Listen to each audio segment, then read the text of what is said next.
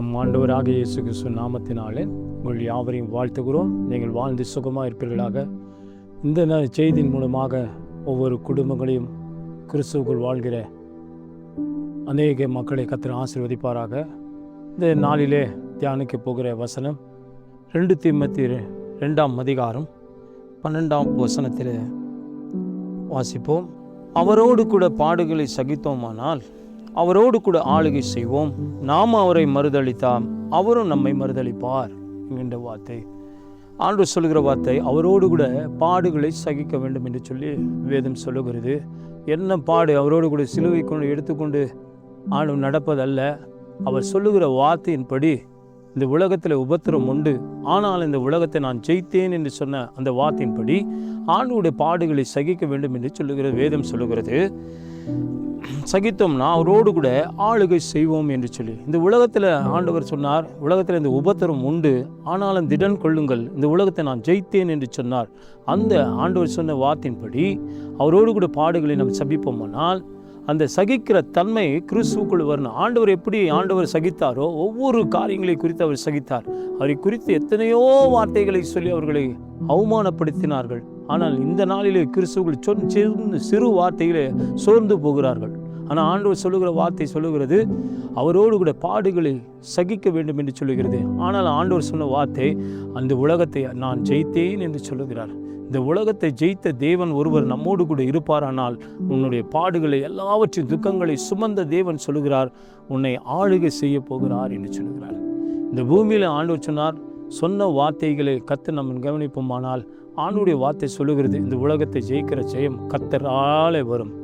யுத்தம் ஆண்டவர் சொல்லுகிறார் யுத்த நாளுக்காக குறித்து ஆயத்தப்படுத்த போனோம், ஆனால் ஜெயமோ கர்த்தரால் வரும் என்று சொல்லியிருக்கிறார். அந்த ஜெயத்தை கொடுக்கிற தேவன் என்று சொல்லுகிற வார்த்தை அவரோடு கூட ஆண்டவர் சொல்லப்படுற அவரோடு கூட பாடுகளை சகித்தோமானால் அவரோடு கூட ஆளுகை செய்வோம். நாம் அவரை மறுதளித்தார் அவரும் நம்மை மறுதளிப்பார் என்று சொல்லி ஆண்டவர் ஏசாயா தீர்க்கதரிசி சொன்ன வார்த்தை. கர்த்தருக்கு காத்திரு, ஆண்டவருக்காக நீங்கள் காத்திருக்கிற காரியங்களை குறித்தும் நாம் பேசுகிறோம். ஆண்டவர் சொல்லுகிற எத்தனையோ காரியங்களை குறித்து மனுஷன் அவசரப்படுகிறானே தவிர ஆளுகை செய்கிற தேவனிடத்தில் தன்னை மனத்தாழ்மையை கற்றுக்கொள்ள வேண்டும். ஆண்டவர் சிலுவைக்கு போகும் முன்பாக மனத்தாழ்மையிலே ஆண்டவர் தன்னை ஆடு மயிரை கத்திரிக்கிறவர் போல கர்த்தர் அவ்வளோ தாழ்மையாய் போனார், அவ்வளோ தாழ்மையாக போனார். கர்த்தர் நினைத்திருந்தால் என்னெல்லாம் நடந்திருக்கும். ஆனாலும் கர்த்தர் ஆண்டவர் பாடுகளை சகிப்பு தன்மைகளை கர்த்தர் நமக்கு கற்றுக் கொடுத்திருக்கிறார். இன்னைக்கு அநேக காரியங்களில் குறித்து நாம் சகிப்போமானால் தேவனோடு கூட ஆளுகை செய்வோம். கர்த்தர் சொல்லுகிற வார்த்தைக்கு நாம் கீழ்ப்படியுமானால், கர்த்தர் சொல்லுகிற வார்த்தையை அதையே போல நாம் நடப்போமானால் தேவன் சொல்லுகிறார் அவரோடு கூட ஆளுகை செய்வோம். எங்கே ஆளுகை செய்வோம்? பரலோகத்தில் ஆளுகை செய்வோம். பரலோக தேவன் நமக்காக வைத்திருக்கிற காரியங்களை குறித்து அவர் சொல்லுகிறார். நீ இந்த உலகத்தில் ஆண்டு சொல்லுகிற வார்த்தை இங்கேயும் நீ சந்தோஷமாக இருக்கணும், மேலே போய் பரலோகத்திலையும் சந்தோஷமாக இருக்கணும் என்று சொன்னால் எப்படி நடக்கும்? ஆண்டவர் இந்த பூமியில் மனுஷனுக்கு நேரிடுகிற சோதனை அல்லாமல் வேறொரு சோதனையை கர்த்தர் நமக்கு வைக்கிறதில்லை. ஆனால் அதனால தான் ஆண்டவர் சொல்லுகிற வார்த்தை பாடுகளை சகிக்கணும். என்ன பாடு? ஆண்டவர் துக்கத்தோடு கூட ஆண்டவர் எத்தனையோ காரியங்களை குறித்து நம்மை குறித்து சொல்கிறார். எத்தனையோ காரியங்களை குறித்து ஆண்டவர் சொல்லுகிற வார்த்தை உண்டு. ஆனால் நம்ம சோர்ந்து போகிறோம். மனுஷன் எதற்கெல்லாம் சோர்ந்து போகிறான். இருந்தாலும் இல்லானாலும் ஆண்டவருடைய நாமம் மகிமைக்கென்று நம்மை பயன்படுத்துகிற தேவன் என்று சொல்லுகிறார். ஆண்டவருடைய பாடுகளை செவிப்போம். எத்தனையோ காரியங்களில் நம் ஆண்டவர் சகித்து தன்மையை நாம் கற்றுக்கொள்ள வேண்டும். மனைவி கணவனிடத்தில் சிறு வார்த்தைகளை சொன்னாலும் குடும்பங்கள் எத்தனையோ பிரச்சனை, சகிக்க முடியாத பிரச்சனைகளை பெரிய பிரச்சனையை மாற்றி விடுகிறார்கள். ஆனால் உலகத்தில் ஆண்டவர் சொன்னார் இந்த பாடுகளை சகிக்க வேண்டும் என்று சொல்லுகிறார். ஏனென்று சொன்னால் அவரை மறுதளித்தானால் அவரை நம்மை மறுதளிப்பார், அவர் நம்மை மறுதளிப்பார். எத்தனையோ காரியங்களில் ஆண்டவரை மறுதளிக்கும். சிறு சிறு காரியங்களில் கர்த்தருடைய வாக்குத்தத்தம் ஒரு வாக்குத்தத்தத்தை கொடுத்திருந்தாருனால் அந்த வாக்குத்தத்தத்தை பிடித்து கொள்ளணும். அந்த வாக்குத்தத்தம் தான் நம்மை நடத்தும்.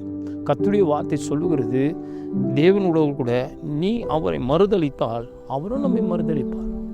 அநேகர் காரியங்கள் கிறிஸ்துவுக்குள்ள அநேகர் திருமண காரியங்கள் எனக்கு தெரிந்து எத்தனை திருமண காரியங்களை கிறிஸ்துவுக்குள் வளர்த்து சிறு காரியங்களுக்காக பிள்ளை மாப்பிள்ளை நல்லா இருக்கிறான் என்று சொல்லி பெண்ணை நல்ல ஆவிக்குரிய ஜீவியத்தில் வளர்த்து விட்டு அநேகர் தேவனை மறுதளித்து வேறு திருமணங்களை செய்துகிறார். ஆண்டவர் சொல்றார், அந்நிய நுகத்திலே பிணையாதிருப்பீர்களாக என்று சொல்லுகிறார். ஆனால் நாம் ஒரு சிறு காரியங்களில் அவசரப்பட்டு பாடுகளை சகிக்க முடியாமல், தேவனுடைய கூட நடக்க முடியாமல், தேவனுடைய பிள்ளைகளை வளர்த்து அநேகர் காரியங்களை மறுதளித்து போகிறார்கள். திருமணம் காரியங்களை மறுதளித்து போகிறார்கள். அநேக காரியங்களில் நம்முடைய கர்த்தருடைய பிள்ளைகள் தவறி போகிறார்கள். ஆனால் ஆண்டவர் சொல்லுகிறார், அவரோடு கூட பாடுகளை சகிக்க வேண்டும் என்று சொல்லுகிறார். ஆனால் அவரோடு கூட நாம் ஆளுகை செய்வோம். எங்கே? பரலோகத்தில் ஆளுகை செய்வோம். அவர் ஒரு நாளும் நம்மை கைவிடுகிற தேவன். ஆண்டவர் அநேகர் சொன்னார், பயப்படாது, நான் உன்னோடு கூட இருக்கிறேன் என்று சொன்னார். பாடுகளை சகிக்கிற மனுஷன் பாக்கியவான் என்று சொல்லியிருக்கிறார். ஆண்டவருடைய பாடுகளை சகிப்போம், தேவனுடைய நாமத்தை மகிமைப்படுத்தும். கிறிஸ்துவுக்குள் வாழ்கிற வாழ்க்கை, ஆண்டவர் சொல்லுகிற வாழ்க்கை 2 தீமோத்தேயு 2:12 நாம் அவரோடு கூட ஆளுகை செய்வோம்.